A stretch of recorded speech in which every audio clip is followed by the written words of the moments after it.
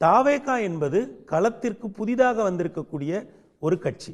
அந்த கட்சி ஒரு கூட்டத்தை நடத்துகிறார்கள். அந்த கூட்டத்தில் இந்த மாதிரியான ஒரு நெரிசல் மரணம் ஏற்படுகிறது.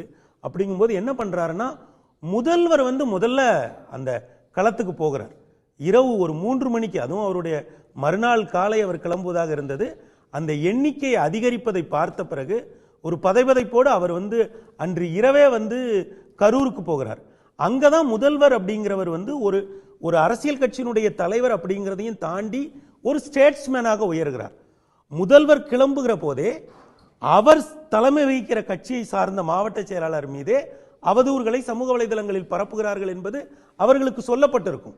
ஆனால் அந்த நேரத்தில் அவர் காட்டுகிற ஒரு ஜனநாயக பண்பு அல்லது ஒரு பெருந்தன்மை அப்படிங்கிறது என்னன்னா, நீங்க பக்கத்து மாநிலத்தில் ஒரு திரைப்படத்தினுடைய முதல் காட்சியில இதே மாதிரி ஒரு நெரிசல் மரணம், ஒரே ஒரு பெண்மணி இறந்தாங்க.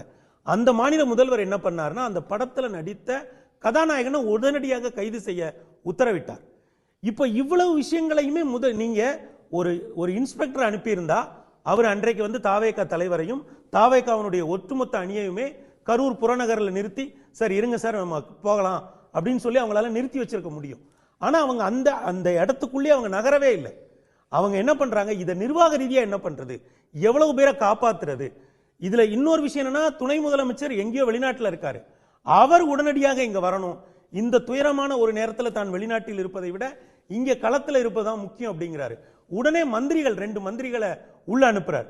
இவ்வளவு விஷயங்களையும் நிர்வாக ரீதியாக செய்கிற ஒரு அரசு ஒரு இடத்துல இருக்கு.